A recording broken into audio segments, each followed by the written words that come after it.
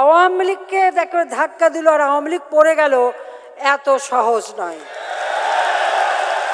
এমন কোনো শক্তি এখনো তৈরি হয়নি বাংলাদেশে যে আওয়ামী লীগ সরকারকে তারা উৎখাত করতে পারে। আওয়ামী লীগ কখনো পালায় না, পিছু হটে না।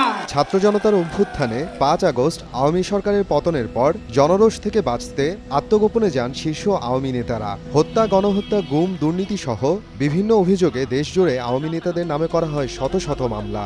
মামলায় আসামি করা হয়েছে সাবেক মন্ত্রী, সংসদ সদস্য, সচিব এবং পুলিশ কর্মকর্তাদেরও। ইতোমধ্যেই আওয়ামী লীগের ৯ জন কেন্দ্রীয় নেতা সহ বেশ কয়েকজন সাবেক মন্ত্রী ও সংসদ সদস্যকে গ্রেফতার করেছে আইনশৃঙ্খলা রক্ষাকারী বাহিনী। তবে বাকিরা রয়ে গেছে ধরাছোঁয়ার বাইরে। শেখ হাসিনা পালিয়ে গেছে, শেখ হাসিনা নাই, শেখ হাসিনা চলে গেছে, শেখ হাসিনা পালায় না। না পালানোর কথা বললেও ছাত্র জনতার অভ্যুত্থানের মুখে ৫ আগস্ট দেশ ত্যাগ করে ভারতে পালিয়ে যান ক্ষমতাচ্যুত প্রধানমন্ত্রী শেখ হাসিনা। তারপর থেকে নয়াদিল্লির লোধি গার্ডেনের লুটেন্স বাংলো জোনের একটি সেফ হাউসে রয়েছেন আওয়ামী লীগ সভানেত্রী। পালাবো না, প্রয়োজনে ফখরুল সাহেবের বাসায় গিয়ে উঠবো। কি জায়গা দেবেন? না হলে ঠাকুরগাঁয়ের বাড়ি আছে না, ওই বাড়িতে গিয়ে উঠবো। ঠিক আছে?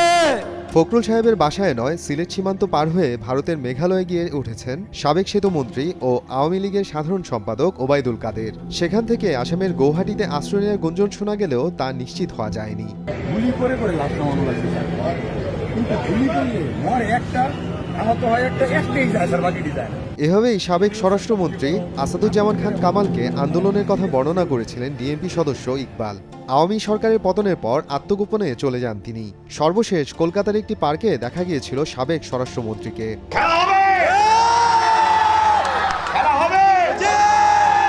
এদিকে সরকার পতনের পরপরই দিল্লি দেখা গিয়েছিল শামীম ওসমানকে। সম্প্রতি তাকে দেখা গিয়েছে মক্কায়। কুমিল্লার সাবেক বিতর্কিত এমপি বাহাউদ্দিন বাহার এবং তার মেয়ে কুমিল্লার সাবেক মেয়র তাহসিন বাহার সূচনা সীমান্ত পাড়ি দিয়ে ভারতে আশ্রয় নিয়েছেন বলে জানা গেছে। এছাড়াও আওয়ামী লীগের শীর্ষস্থানীয় আরও কিছু নেতা ভারতেই আছেন বলে জানা গেছে। অন্যান্য দেশে যাওয়ার গুঞ্জন শোনা গেছে কারো কারো ক্ষেত্রে। অজ্ঞাত স্থান থেকে মাঝে মধ্যেই দলীয় বিবৃতি দিচ্ছেন আওয়ামী লীগের সভাপতি মণ্ডলীর সদস্য জাহাঙ্গীর কবির নানক এবং যুগ্ম সাধারণ সম্পাদক আ.ফ.ম. বাহাউদ্দিন নাসিম। এছাড়া কেউ কেউ হোয়াটসঅ্যাপ বা অনলাইনে সাক্ষাৎকারও দিচ্ছেন বিভিন্ন সংবাদ মাধ্যমে। তবে কারো অবস্থান সম্পর্কে কোনো তথ্য জানা সম্ভব হয়নি। আওয়ামী লীগের কেন্দ্রীয় কার্যনির্বাহী সংসদের ৭৭ জন নেতার মধ্যে গ্রেফতার হয়েছেন মাত্র ৯ জন। দলের ১৭ জন সভাপতি মণ্ডলীর মধ্যে গ্রেফতার হয়েছেন ৬ জন। ইঞ্জিনিয়ার মোশাররফ হোসেন, কাজী জাফর উল্লাহ, মোহাম্মদ আব্দুর রাজ্জাক, লেফটেন্যান্ট কর্নেল অবসরপ্রাপ্ত মোহাম্মদ ফারুক খান, শাহজাহান খান ও অ্যাডভোকেট কামরুল ইসলাম। ৪ যুগ্ম সাধারণ সম্পাদকের মধ্যে গ্রেফতার হয়েছেন কেবল ডাক্তার দীপুমণি। ৮ সাংগঠনিক সম্পাদকের মধ্যে গ্রেফতার হয়েছেন শুধু আহমদ হোসেন। বাদবাকি সম্পাদক মণ্ডলীর সদস্যদের মধ্যে গ্রেফতার হয়েছেন কেবল প্রচার ও প্রকাশনা সম্পাদক আব্দুস সোবহান গোলাপ। ১৩ আগস্ট সাবেক আইনমন্ত্রী আনিসুল হক ও সাবেক প্রধানমন্ত্রী বেসরকারি শিল্প ও বিনিয়োগ বিষয়ক উপদেষ্টা সালমান এফ রহমানকে ঢাকার সদরঘাট এলাকা থেকে আটক করে ঢাকা মহানগর পুলিশ। এছাড়াও গ্রেফতার হয়েছেন সাবেক ডেপুটি স্পিকার শামসুল হক টুকু, সাবেক ডাক ও টেলিযোগাযোগ ও তথ্য প্রযুক্তি প্রতিমন্ত্রী জুনায়েদ আহমেদ পলক এবং ছাত্রলীগের ঢাকা বিশ্ববিদ্যালয় শাখার সাধারণ সম্পাদক তানভীর হাসান সৈকত। ১৯ আগস্ট গ্রেফতার করা হয় সাবেক আওয়ামী সরকারের পররাষ্ট্র ও শিক্ষামন্ত্রী ডক্টর দীপুমণিকে। ২০ ও ২২ আগস্ট গ্রেফতার হন আওয়ামী লীগের সাংগঠনিক সম্পাদক আহমদ হোসেন এবং বাংলাদেশের ওয়ার্কার্স পার্টির সভাপতি রাশেদ খান মেনন।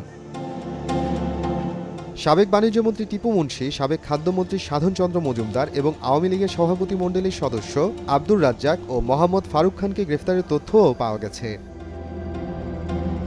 এছাড়াও গ্রেফতার করা হয়েছে সাবেক গণপূর্ত মন্ত্রী ইঞ্জিনিয়ার মোশাররফ হোসেন, আইনমন্ত্রী কামরুল ইসলাম, সাবেক উপমন্ত্রী আরিফ খান জয় ও হাজী মোহাম্মদ সেলিম, সাবেক সংস্কৃতি বিষয়ক মন্ত্রী আসাদুজ্জামান নূর, সাবেক প্রতিমন্ত্রী মাহবুব আলী, সাবেক মন্ত্রী অ্যাডভোকেট নুরুল ইসলাম সুজন, সাবেক হুইপ আসম ফিরোজ, সাবেক প্রধানমন্ত্রী জ্বালানি উপদেষ্টা ডক্টর তৌফিক এলাহি, সাবেক শিল্পমন্ত্রী নুরুল মজিদ মাহমুদ হুমায়ুন।